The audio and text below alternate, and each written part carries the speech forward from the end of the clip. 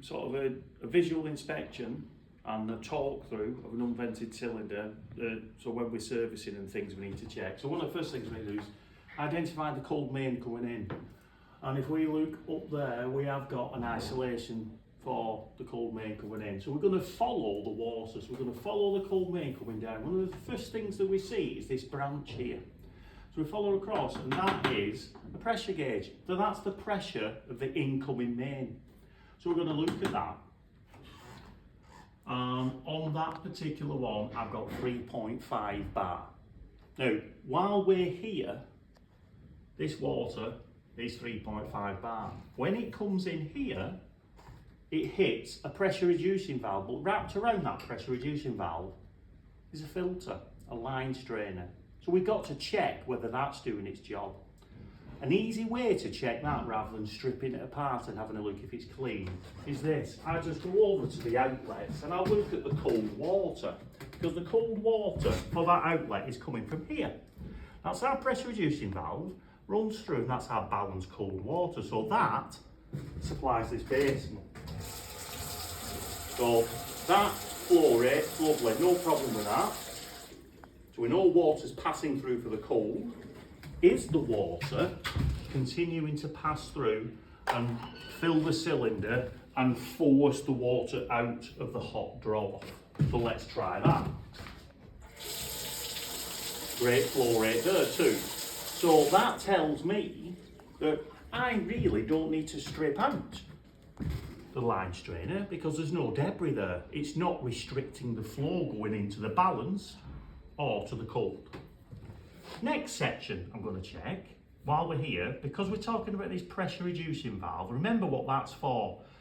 I could have 5 bar of pressure here, but I don't want that amount of pressure going into the cylinder. So inside this, we can adjust the pressure. So I've adjusted this one. So remember, we have 3.5 bar there. If I come to this one, so we've got pre-pressure and then post. So after the pressure reducing valve. And on this one, I've got 2.1 bar. So there is a difference. That pressure reducing valve is doing its task. As it passes through, so let's count how many things we've done on this cold inlet block, this combination valve. Water's come in, pressure reducing valve. Wrapped around that is a strainer, so that's 2 items. Third item is this one, expansion relief. So if you watch where it goes, expansion, and it goes to expansion vessel. So if I open that, hold it on for 30 seconds, let go, that should stop, no problem. So we know that's functioning. Also in there is a single check valve. And that single check valve is to separate the hot water that's in here, which is category 2, from the cold water coming in, which is category 1, wholesome water, drinking water. So we want to separate those. So those are the 4 items that are in there. The next thing I will check, so if I follow this down again, I've got my cold supply coming into the cylinder. I immediately see, oh, there's no drain off there, but it's okay, it's over there. So we have a drain off there. So that's fine. Visual check all around here to check if there's any signs of leaks. No signs of leaks, so that looks okay.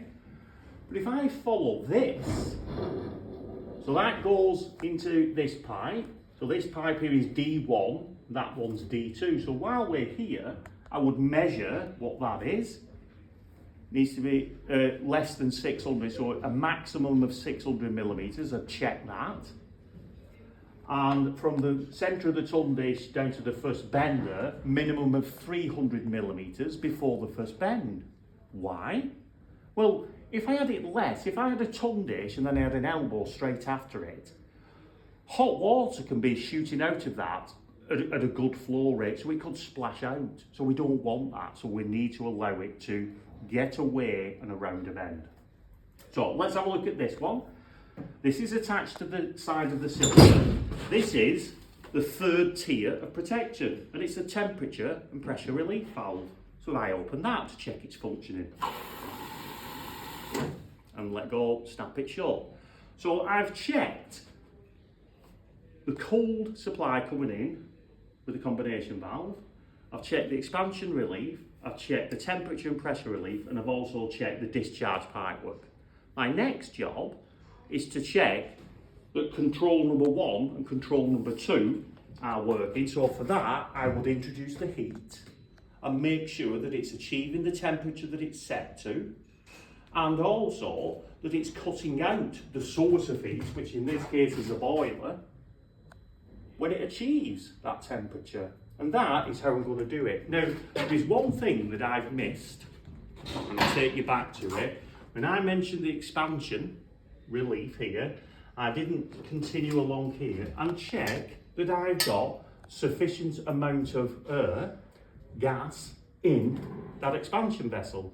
So we need to check that that's the correct amount as well. So you get yourself a pump with a gauge on it, connect it onto the Schrader valve, and check what's inside. Once you've achieved all that and you've visually checked it all, you will record all your information. You'll be on some form of benchmark certificate, something along, if you're commissioning and you've installed it first time, you have a benchmark certificate. If you're just servicing, you might get something like that in the manufacturer's instructions.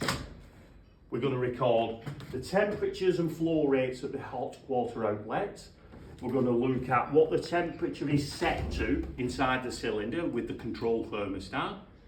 And then our high limit thermostat, we should all know by this stage what temperature these work at. So 60 to 65 for the control thermostat, 80 to 85 for the high limit thermostat or ECO energy cutout, and 90 to 95 for the mechanical valve. If those two fail, that will open at 90 to 95.